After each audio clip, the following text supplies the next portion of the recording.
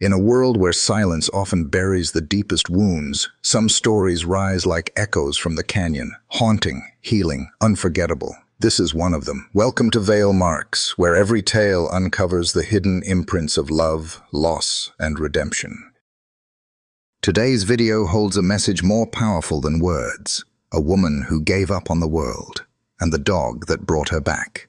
Stay with us until the end, because sometimes what begins with brokenness ends with light. As the elders once said, the soul would have no rainbow if the eyes had no tears. This is a story you'll never forget. It wasn't the bark that stopped her. It was the silence, and the belly that moved. Autumn Pierce had never planned to hike that far. At 59, her joints reminded her daily that she wasn't built for steep trails and high altitudes anymore. But something that morning had tugged at her chest. Maybe it was the restless sleep, the quiet ache that had settled into her bones like winter. Or maybe it was the dream, her son Jacob standing at the edge of a canyon, waving silently. When she woke, the image wouldn't leave her, so she packed a small bag, filled her thermos with weak coffee, and pointed her dusty Jeep toward a road she hadn't driven in years. The mountains loomed ahead, snow-dusted and half-forgotten. She took the turn where the asphalt faded into gravel, not fully knowing why. The wooden trail sign was barely legible, splintered by time and wind. Raven's Crest, restricted access. She parked anyway. Her boots crunched over brittle leaves and frost as she followed the narrow trail. Pines leaned in close, whispering like old friends. Her breath fogged the air, mixing with the soft groan of distant wind. She walked in silence for what felt like hours, alone, except for the rhythm of her footsteps and the occasional protest from her knees. Then she heard it. Not a cry, not a bark, something more fragile. A presence, a hush, like breath caught between hope and falling. She crept toward the sound, her instincts sharpening like they had during combat triage years ago. The path curved and opened onto a jagged cliff. Below, the canyon cut through the earth like a scar, a river of turquoise threading its way far beneath. The drop must have been over 1,000 feet. But Autumn barely registered the height. Her eyes locked on a shape halfway down the cliff wall. A dog. A German shepherd, clinging by one front paw to a narrow crack in the rock. The animal dangled helplessly, hind legs limp, chest rising in shallow pants. Her fur was matted with dust and flecks of dried blood, her head tilted slightly upward, eyes searching, not wildly. Not begging, just waiting. And then Autumn saw it, her belly. Round, stretched and moving.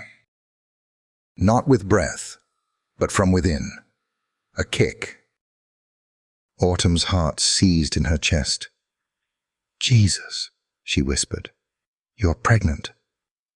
She dropped her bag, dropped to her knees, and crawled toward the edge. Her fingers dug into the soil, palms scraping over rocks and roots. The ground cracked beneath her weight. She ignored it. Inch by inch, she leaned forward until her arm extended just far enough to reach. "Hang on, girl," she murmured, voice steady despite the tremble in her limbs. "Don't you dare let go now." The dog didn't flinch. She didn't whine or snap. She simply turned her gaze toward Autumn and pressed her paw into the contact, trusting. Autumn's hand closed around the leg.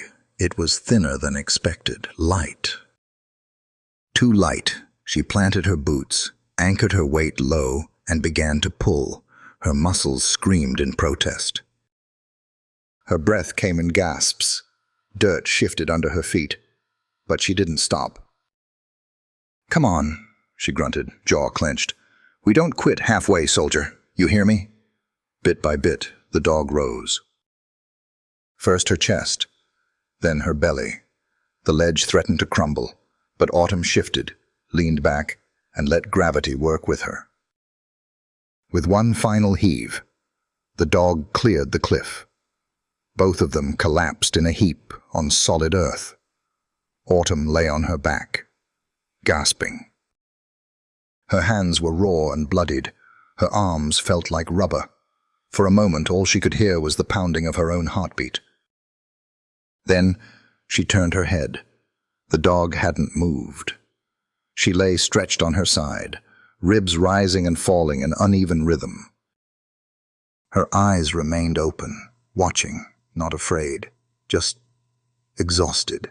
Her belly twitched again. Autumn rolled onto her side and reached out. Her fingers brushed the dog's fur, coarse with dirt and sweat. The dog didn't recoil. She blinked once, slowly, and let out a breath like a sigh. Autumn stared into her eyes, deep brown, flecked with something older than pain, something like knowing. "I got you," she whispered, barely audible. "You held on. Now I will too." She sat there in the dirt, the wind tugging at her jacket, the world falling away behind her. In all her years, through deployments and losses, through the hollow spaces where love used to live, Autumn had never felt this kind of pull. It wasn't duty, it wasn't even pity, it was something older.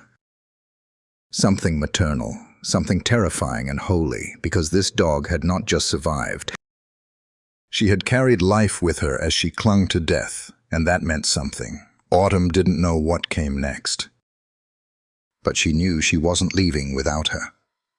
With aching arms, she lifted the dog, gently, slowly, and cradled her close.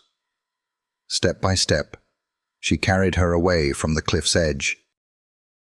The mountain behind them said nothing, but it had given something back, and Autumn Pierce, a woman who had lost everything once, felt something stir again inside her.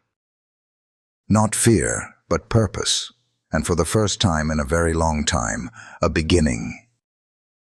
She had no collar, but her body carried instructions. The cabin was silent, except for the steady crackle of the wood stove and the faint, rhythmic sound of breathing, hers and the dog's. Autumn had cleared the floor of her spare room, laid out a stack of wool blankets, and gently eased the German Shepherd down onto the softest one. The dog didn't resist. She hadn't since they left the cliff. She simply allowed herself to be carried, as if she'd finally found ground solid enough to stop fighting. Autumn peeled off her jacket, now torn and crusted with dirt, and knelt beside her. Her fingers moved with the same precision she'd once used in battlefield triage, steady, purposeful, unshaken by blood or bruises. But this was different. This wasn't war. This was a living creature in her home. And she had no idea what to call her. The wounds weren't deep, mostly scrapes, a few bruises, a strained leg. But it was the dog's silence that unnerved Autumn most. No growl, no whimper, not even a whine. Just those steady, wide eyes. "You're too quiet, girl," she murmured, brushing matted fur from the shepherd's flank. "You've seen things, haven't you?" She ran warm water from the kettle into a shallow basin, dipped a cloth, and began to clean away the dirt. The dog lay still, chest rising and falling, occasionally twitching as if from memories, not pain. As Autumn reached beneath the front shoulder, her fingers brushed something, off, hard. Cold, embedded. She paused. Brushed aside more fur. It was a small, smooth bump, unnatural, familiar in a way that sent a chill through her spine. She reached for the old flashlight from the kitchen and shone it close. A chip. Metallic. Seamless. Not a vet microchip. No rounded edges. No registration tag. She fetched the handheld scanner she used for stray animals. Nothing registered. Curious now, and suddenly cautious, she reached for her old field magnifier and leaned in. Under the right angle, 3 lines of text revealed themselves, barely visible under the light. Unit 38B, breach discontinued asset. Autumn sat back slowly, heart pounding, not from fear, but recognition. This wasn't a rescue dog. She was never meant to be found. She was meant to disappear. The dog, no, the asset, remained motionless. Only her eyes moved, drifting toward Autumn with a look that seemed to say, "I know. You're one of theirs," Autumn whispered. "But you're not with them anymore, are you?" She exhaled, rubbing her face with trembling hands. The fire popped behind her, casting shadows across the cabin walls. Autumn wrapped the dog in a warm towel and carried her to the fireside. "You don't belong to anyone now," she said softly. "And maybe neither do I." She made tea she didn't drink. She reheated soup she didn't taste. Nova, as she now named her, Nova meaning new light, dozed lightly beside the hearth, breathing deep but never letting her guard down. Autumn watched her for hours, long after the fire settled to embers. That chip beneath Nova's skin wasn't just identification, it was a death certificate.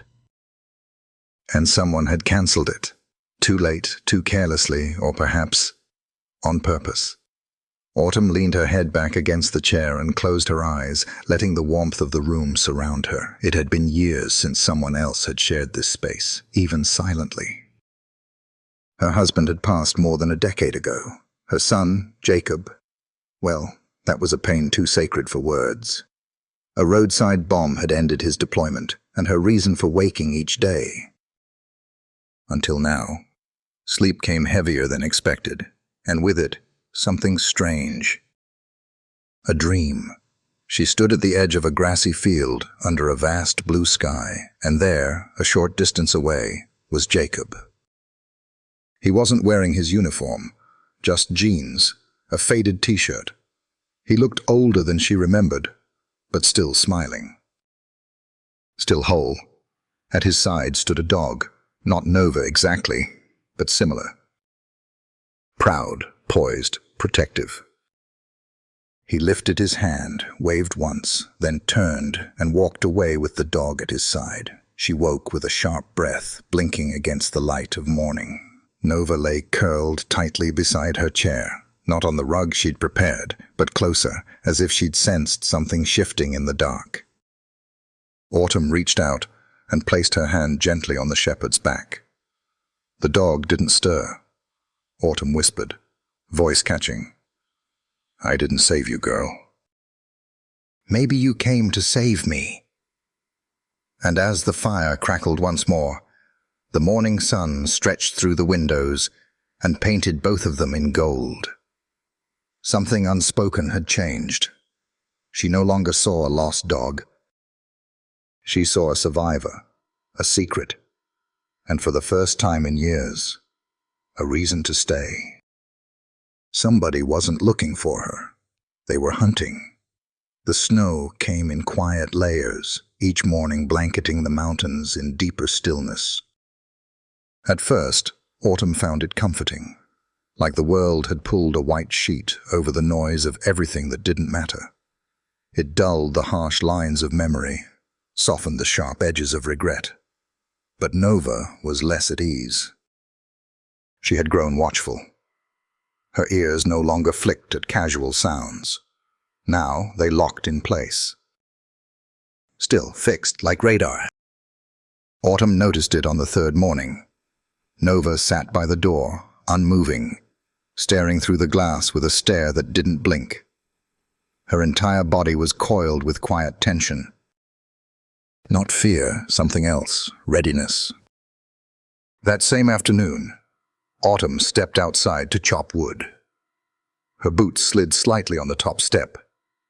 She glanced down and froze. Footprints, not hers, not left by paws. A set of human tracks led across the snow-dusted front porch. They hadn't been there the day before. The gait was deliberate. Heavy, each step sunk cleanly, suggesting someone who hadn't wanted to be heard, but wasn't rushing either. She followed them with her eyes. The tracks came from the tree line, stopped at her porch, and vanished. No looping back, no retreat.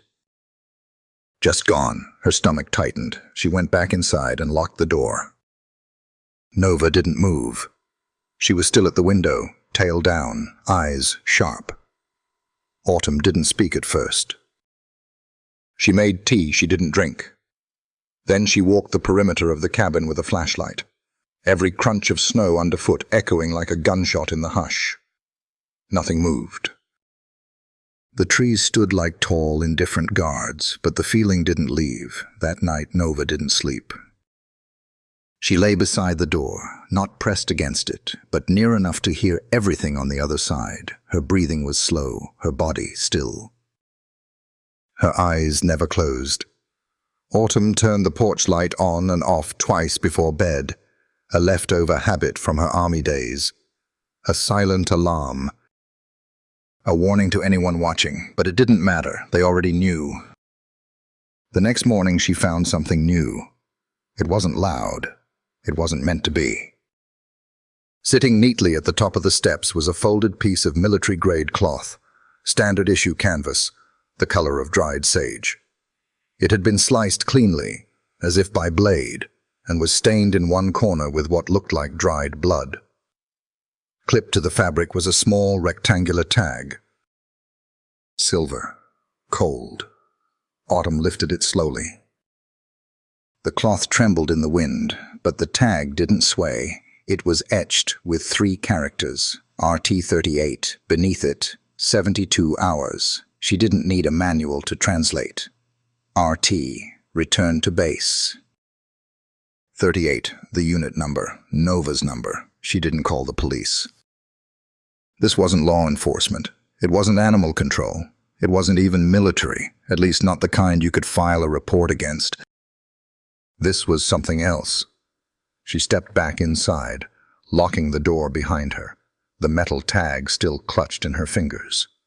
Nova hadn't moved. She was watching her, not the door, her. As if waiting to see what Autumn would do next. Autumn sat at the kitchen table, laying the tag in the center like a playing card that decided the rules before the game even began. She stared at it for a long while. Then, without a word, she got up and went to the back closet. It took her a minute to find the case, buried under blankets and boxes she hadn't touched in years. Inside was a handgun. Black. Standard issue. Last used somewhere in the Middle East, almost 2 decades ago. She checked the magazine. Full safety on. Still oiled. Her hand trembled slightly as she closed the case. "I've faced war before," she said out loud, almost to herself. Then her eyes met Nova's. "But this time, I'm not alone." She left the gun in the drawer by the sink. That night, the fire burned longer than usual. Not for heat, for comfort. Autumn sat in her chair. Nova curled nearby, but always watching the windows. They shared no words, but the silence had grown different, not hollow, not fearful. Just heavy. At some point, Autumn pulled the canvas cloth from her coat pocket and unfolded it on her lap. The blood had dried dark. There were no initials, no insignia, nothing to identify the sender. It wasn't a threat, it was a deadline. 72 hours to return the dog. Or what? They hadn't said, because they didn't need to. Nova stirred slightly and placed her head on her front paws. She exhaled, slow and tired, her eyes half-lidded, not from rest, but from memory. She'd seen this before. Whatever was coming, it had already come for her once, and now it was coming back. Autumn didn't sleep that night. The tag lay on the kitchen table like a quiet metronome ticking down the hours. The wind picked up around midnight. The trees swayed and creaked like they were trying to speak, but no knock came, only the waiting. And the knowing. She didn't wag her tail. She bowed her head and stayed. The storm had passed, leaving a soft white hush across the trees and a stillness that seemed to hold its breath. Inside the cabin, the fire had dwindled to a gentle amber glow, casting flickers of light that danced across the old pine walls. Autumn sat at the table in the glow of a single lamp, fingers moving with care and purpose. something she hadn't felt in years. She was making a collar, not buying one, not ordering it off the internet like a distant errand. She had chosen to make it herself from the old leather strap of a field satchel that had belonged to her husband. The satchel had sat untouched in the bottom of the cedar chest since he passed, dusty, stiff, but still holding the scent of time. Autumn had cut the leather carefully, threading it with waxed twine, her fingers remembering the rhythm of stitching like muscle memory from years of sewing field bandages. The brass buckle had taken some effort. She'd cleaned it with an old toothbrush, buffed away the tarnish, and, using a small hand engraver, etched one word into the smooth curve. Nova. Not dog, not unit, not Asset 38, just Nova. It had taken her 3 days to choose the name. She'd read somewhere that Nova meant new, a burst of light where there had only been cold, empty dark. A death that becomes a beginning. She held the collar up to the light, fingers tracing the letters, then looked over to the fire. Nova was there, her body curled tight on the wool blanket by the hearth. She wasn't asleep, she never really was, but her breathing was slow, steady, her ears slightly relaxed. Her ribs rose and fell in rhythm with the flames, and her eyes were half closed, flickering with reflection rather than rest. Autumn stood and crossed the room. Her knees cracked, her hip ached, but she didn't care. She knelt slowly in front of Nova and held out the collar. "I made this for you," she said softly. Nova lifted her head, her eyes meeting Autumn's. She didn't back away. She didn't tilt her head or pant or wag. She stepped forward, one step, then another, and then she bowed her head, just slightly, and rested it gently against Autumn's hand. The room was silent. No music, no wind, no ticking clock. Just one old woman and one broken dog, quietly choosing each other. Autumn fastened the collar slowly, careful not to pull the fur. When it was in place, she sat back on her heels. Nova didn't move away. She just stood there, still and dignified, as if she'd been waiting all this time to be called something real. "Nova," Autumn said again, testing the sound like a prayer. "You're Nova now." The next morning, they walked, not far, just down the narrow path behind the cabin where the trees opened into a clearing of soft pine needles and frost-bitten grass. Autumn carried a walking stick. Nova walked beside her, not ahead. Not behind, just beside. That small detail stayed with Autumn more than she expected. Dogs usually either pulled or lagged, distracted by scent, habit, or instinct. But Nova simply matched her pace, step for step, like she was listening to the sound of Autumn's footsteps and adjusting to it second by second. Each walk became longer. They didn't talk much, not that Nova would have answered, but Autumn began to speak aloud anyway. At first it was little things, the weather, the trees, the way the wind changed direction in the afternoon. But soon, the words changed. She began to tell Nova about the cabin, how her husband had built it when they were young, how Jacob used to help stack firewood in the summers. She told her about the creek they used to fish in, and the old swing that once hung from the big spruce until it cracked during a storm. She told her about quiet winters, lost holidays, and the way grief could settle into the walls of a place until even the curtains seemed to sigh. And then she spoke of Jacob, how he had loved dogs, how he used to fall asleep with a shepherd curled against his legs, how he had joined the service so full of conviction that she had almost believed he was invincible. How the day they knocked on her door, 2 men in uniform, eyes heavy with the burden of bad news, she had felt the world collapse inward, like gravity had turned inside out. "He would have liked you," she said to Nova once, as they sat together on the porch beneath a sky smeared with stars. "He would have seen the fight in your eyes." Nova didn't respond. She never did. But she was always listening. At night, after the fire had settled, and the cabin fell into its habitual hush, Autumn found herself talking again. Not loud. Just softly, as if confessing to the air. She told Nova things she hadn't said out loud in decades, about the guilt of surviving. The loneliness that doesn't go away, even in a room full of people, the weight of silence after the funeral ends and the casseroles stop arriving. She spoke of the nights she sat with a whiskey bottle and the urge to just drive until the road ended. And how, in the end, she never drove. She just stayed. And how that had become its own kind of death. Nova didn't judge. She didn't inch closer or look away. She simply remained nearby, never touching but never far. Present, steady, anchored in a way that made Autumn feel like maybe she wasn't as alone as the world had led her to believe. One night, after hours of quiet and old memories spoken aloud like stories from another life, Autumn looked over and saw Nova sleeping. Not curled in a tight coil of tension, not half alert, but stretched out, limbs relaxed, belly exposed, breathing deep. For the first time since she had pulled her from the cliff, Nova was truly asleep.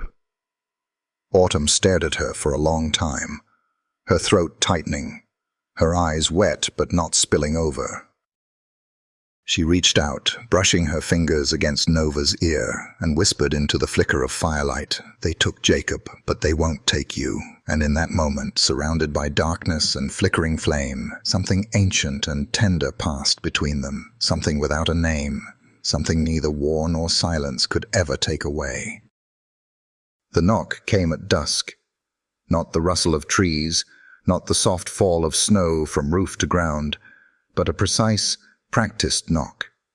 3 slow raps, spaced just enough to announce purpose without urgency. Autumn's hand paused on the kettle handle, and Nova, who had been lying with her head against the floorboards, was up in an instant. She didn't growl, she didn't bark. She simply stood in front of the door, tail still, shoulders squared, head slightly lowered, not in fear, but in a posture of memory. As if this particular sound didn't surprise her, only confirmed what she had already known. Autumn opened the door with one hand inside the pocket of her coat, her fingers wrapped around the grip of the handgun she hadn't used in years. Outside stood a man in his 60s, trim and upright, dressed in layers that screamed government issued without carrying a badge. His eyes were intelligent, steady, and shaded by something between regret and exhaustion. He took one look at Nova and said quietly, "She remembers me. Or at least, she remembers enough to stay quiet." Autumn didn't answer. She didn't invite him in either. The man shifted his weight and added, "My name is Marcus Lyle. I was involved in her early training." Still, no invitation came. He sighed and reached slowly into his coat pocket, drawing out a folded document, creased at the corners, government-grade paper, marked with faded ink. He held it out like a truce. "Unit 38, he said. Gen K9 program. She was part of a classified trial, behaviorally modified shepherds trained for psychological imprinting. Each one bonded to a single soldier, intensely, permanently. Think of it as loyalty, genetically sharpened. Emotional loyalty, not just obedience." Autumn took the paper, but didn't look at it yet. Nova hadn't moved from her position. Her gaze was locked on the man, her body still coiled in a silence that carried weight. Not hostility, but not trust either. Marcus continued. The idea was to develop dogs that wouldn't just follow orders, but would feel responsible for the human they were paired with. Love as a survival instinct. Autumn narrowed her eyes. "So you made weapons that could grieve." He paused. "We made weapons that couldn't function without emotional connection." He stepped back, taking in the cabin, the snow-covered clearing, the worn path that wound through the woods like a vein. She was exceptional. Responsive, focused, but something happened near the end. She stopped following commands, wouldn't return to base, refused retrieval. She ran, Autumn said. Marcus shook his head. No, she didn't run. She chose. There's a difference. Autumn studied him. So you punished her for having a choice? There was a long silence. Marcus replied, No, the system did. He looked down, as if ashamed of a machine he helped build. Gen K9 had no protocol for autonomy. No fail-safe for love outside of programming. The moment she stopped behaving like a weapon, she was labeled an error, a breach. And the chip under her skin? Autumn asked, her voice low. Standard, he replied, for tracking, but that model, hers, wasn't meant to bring her home. It was designed to terminate if she got too far. Autumn's grip tightened slightly. So you made sure they died if they decided not to be soldiers. Marcus didn't defend it. She broke rank, he said simply. And we stopped calling her a success. Nova had moved slightly now, still close to the door, but one paw in front of the other. Watching, not angry. Not afraid, just present. Marcus didn't reach for her. Instead, he reached again into his coat and pulled out a small photograph, protected by a cracked plastic sleeve. He held it out to Autumn. She hesitated, then took it. The image was weathered but clear enough. A young German shepherd puppy, unmistakably Nova, even in her youth, sat next to a boy around 10 or 11, pale-skinned, freckles on his nose, dressed in a miniature army medic uniform, the kind children wear when they're trying to look like their fathers. The boy wasn't Marcus. His smile was wide, gap-toothed, bright. Nova was sitting perfectly still, but her body leaned into the boy's legs. He was the son of one of our engineers, Marcus explained quietly. Came by the facility every few weeks. She chose him. From day one, we let them interact as part of a bonding test. Thought it would be a good foundation. Autumn traced the boy's face with her eyes. What happened to him? Marcus exhaled. Killed in a car accident. 2 weeks after this was taken. She stopped eating. Wouldn't respond to handlers. After a month, we paired her with another soldier. She followed orders but never connected. And when he died overseas, she vanished. Autumn stared at the photo for a long time, feeling the weight of the story settle deep in her chest. She didn't fail the program, she murmured. Marcus nodded. No, she just didn't want to keep living in it. He turned toward the trees, as if he knew his presence was no longer welcome. I'm not here to take her. I'm not here on orders. The unit's been shut down. But there are others who still consider her a loose end. She's not a threat, Autumn said. Not to you, Marcus replied, but to a system that punishes choice. She's a story they don't want told. He stepped off the porch and looked back once. She stayed alive this long because she kept running. But if she's chosen to stay, that changes everything. He nodded to Nova one last time. She was never broken. Just too loyal to the wrong world. Then he disappeared into the forest, leaving behind only footprints and the photograph. Autumn stood there for a while, the photo in one hand, the weight of history in the other. She looked down at Nova. She picked him, she said softly, and when he was gone, she picked no one, until now. Nova didn't respond. She just sat beside her, shoulder to shoulder, gaze locked on the fading trail where Marcus had vanished. The wind started howling just after midnight. Autumn had always respected mountain storms. They didn't ask for permission to arrive, and they never apologized for what they broke. That night, The wind didn't simply rattle the windows. It pushed against the cabin as if trying to inhale it whole. The temperature dropped, fast and mean, turning breath into vapor before it even left her lips. She rose to check the back shed, an old structure patched too many times over the years, because something had slammed against it, hard. Nova followed closely, ears forward, body tense, but quiet. The door to the shed was off its hinge. Autumn stepped inside to brace a support beam, flashlight trembling in her grip. She barely had time to register the groan in the ceiling before the back half of the roof gave way. The beam snapped, a sheet of aluminum came down like a guillotine, and everything went black. When Autumn opened her eyes, her leg was pinned under a section of timber, the cold slicing through her coat like glass. She couldn't feel her foot. Her breathing turned ragged. She tried yelling, but the wind drowned her voice. She wasn't sure how long she lay there before Nova appeared beside her, eyes sharp and wide, not panicked, but calculating. Without a moment's hesitation, Nova pressed her nose to Autumn's cheek. Then she turned and vanished into the snow. Autumn closed her eyes. Part of her thought, maybe this was it. But Nova came back, dragging something. It took effort, too much for one dog, but Nova was using her teeth to pull the emergency medkit from the wall of the cabin, one strap looped over her shoulder, the other tangled in her legs. She dropped it beside Autumn, then poured it open, pulling out the flare and nuzzling it into Autumn's hand.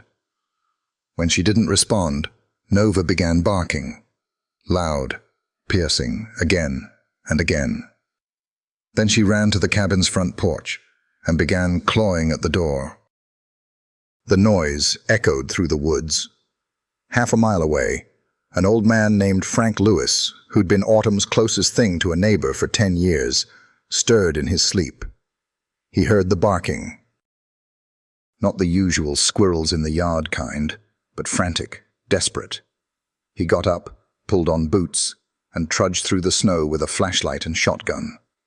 By the time he reached the shed, Nova was standing guard. She didn't block him. She simply barked once, then stepped aside. Later, in the ambulance, Autumn clutched Nova's paw and whispered through cracked lips, "You remembered how to save." Even when nobody remembered to save you. At the hospital, the doctors said the leg would heal, but slowly. Torn tendons. A fracture. She'd be on crutches for weeks. The nurses adored Nova, sneaking her bits of sandwich meat and calling her the Snow Angel. Autumn didn't talk much during her stay, but she did think for a long time. On the third night, she asked a young nurse for her laptop. It had been years since she last logged in to anything online. Too many passwords, too many screens that reminded her of lives that had moved on without her.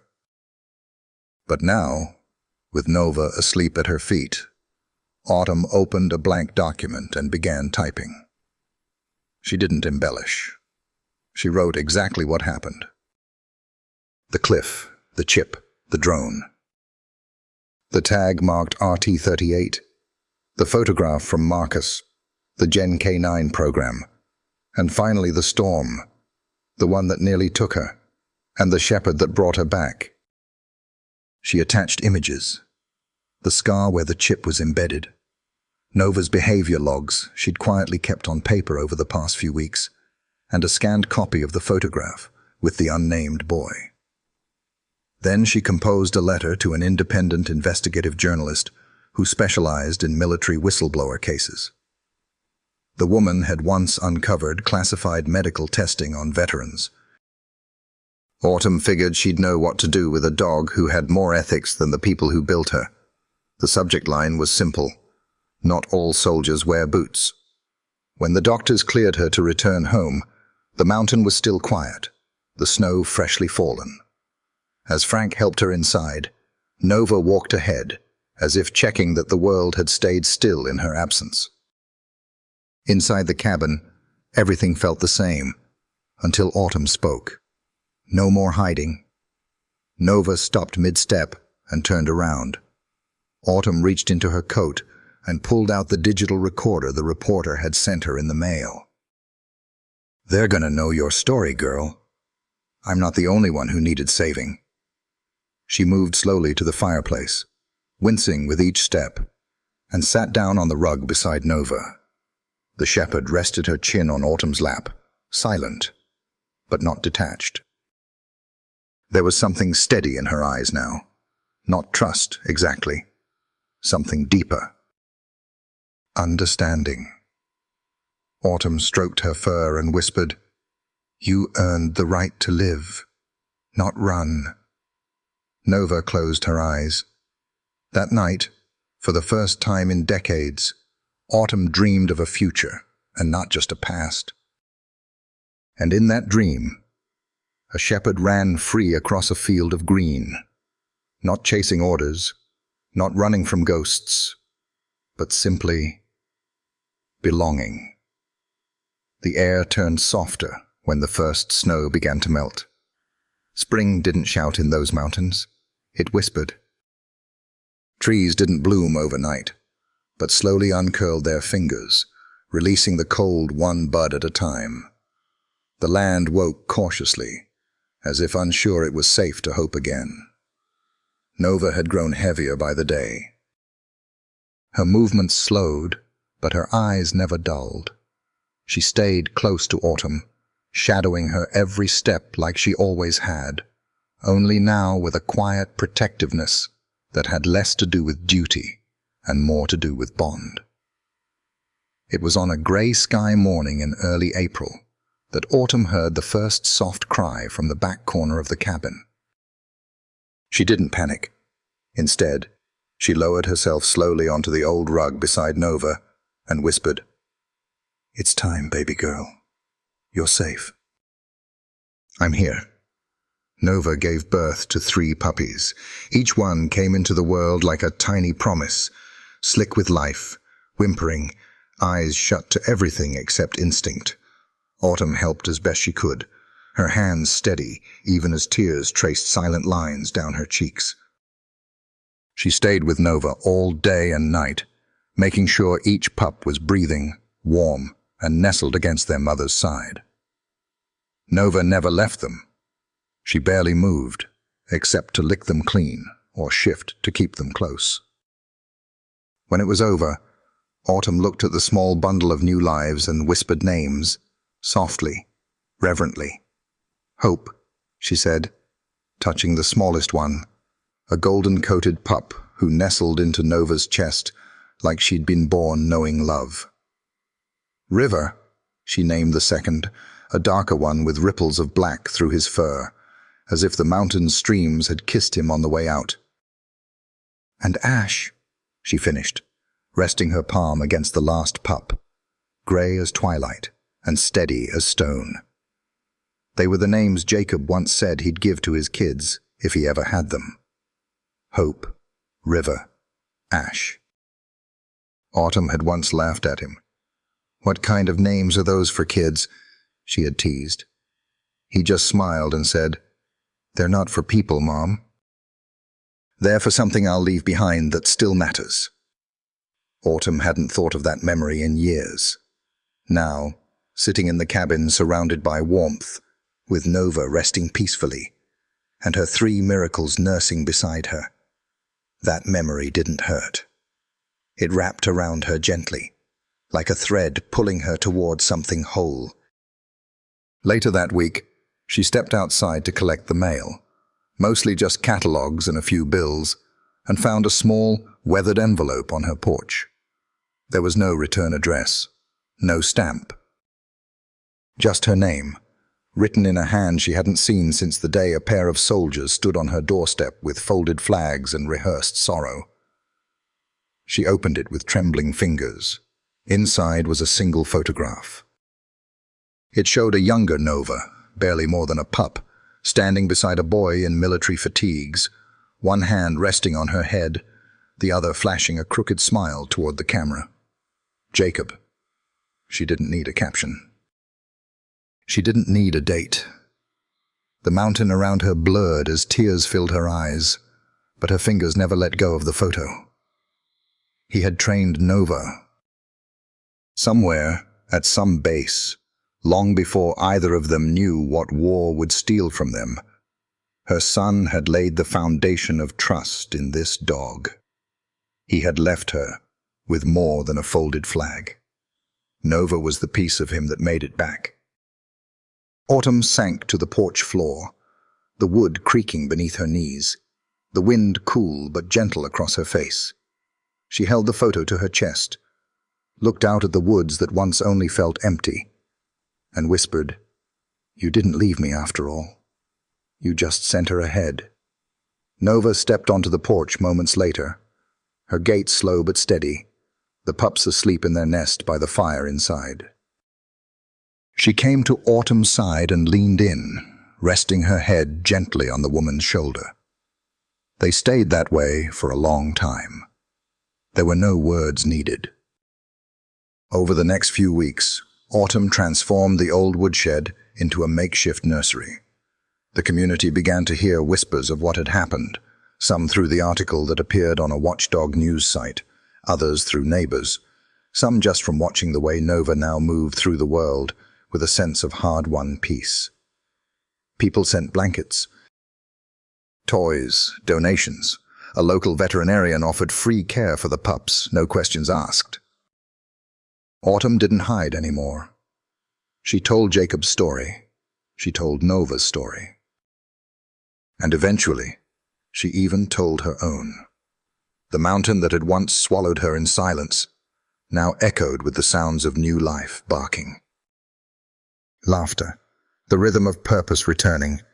Hope was the feisty one, always tumbling into things, always bouncing back. River loved to sleep curled into Autumn's lap, his breathing slow and sure. And Ash was quiet, watchful, always watching Nova, like he was studying what it meant to be strong and soft at once. Each pup reminded Autumn of something Jacob once was. And maybe, if she let herself believe it, something Jacob still was, woven into fur and breath and second chances. One evening, as the sun dipped behind the ridge, painting the valley in streaks of gold and fire, Autumn sat on the porch again.